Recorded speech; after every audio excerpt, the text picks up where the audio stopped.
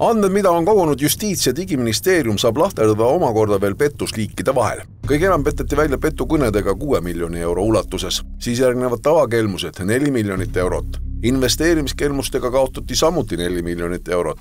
Erinevatest portaalidest aga peteti välja ligi 1 miljoni euro eest.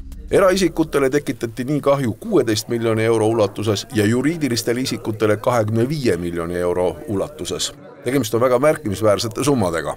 Viimased 5 aastat on peamiseks olnud telefonikõne ehk siis petiste kõne. Sellest saab kõik alguse. Kõnede algused on erinevad, et mida siis pakutakse. Kas on siis öeldakse, et helistatakse telefoni ettevõttest, kas on kõne politseist, kõne pangast, et see on küll muutunud, aga pealmised kahjud tulevad sellega, et inimesed on kõne vastu ja lähevad selle kõnega kaasa. Lõpevad siis sellega, et palutakse sisestada PIN 1 või PIN 2 koodid ja tehakse ülekanne tegelikult inimeste eest. Võib ju tunduda, et sellised kõned aitavad raha välja petta vanematelt inimestelt, kes ei suuda kiiresti aru saada ja reageerida.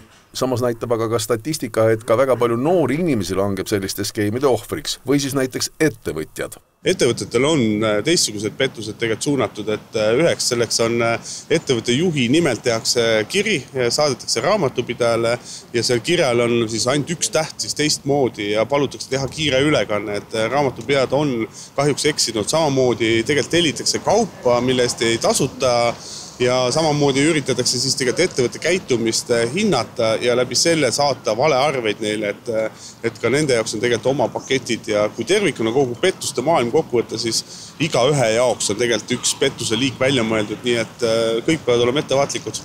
Pettuskeemide initsiaatorid on väga hästi kursis kohaliku eluga. Nad teavad täpselt, mis on aktuaalne ja vastavalt sellele ka reageerivad. Seega nad tunnevad piisavalt kohalikke olusid. See, mida petturid teevad, et nad ostavad ühtepidi reklaami, nad vaatavad iga päeva uudiseid, nad proovivad olla väga aktuaalsed, et see, mida nad teevad, on igasugune taustatöö, et nende pettus igal juhul läbi läheks, et stiil on üks või käitumine on üks, aga see, mille pärast, kuidas see kõne algab, on erinev.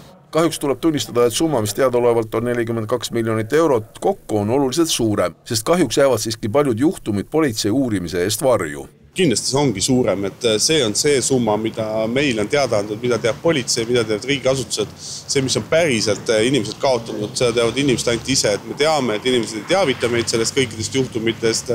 Summa on kindlasti, ja ma arvan, et me eksi, kui ma ütlen kordades suurem.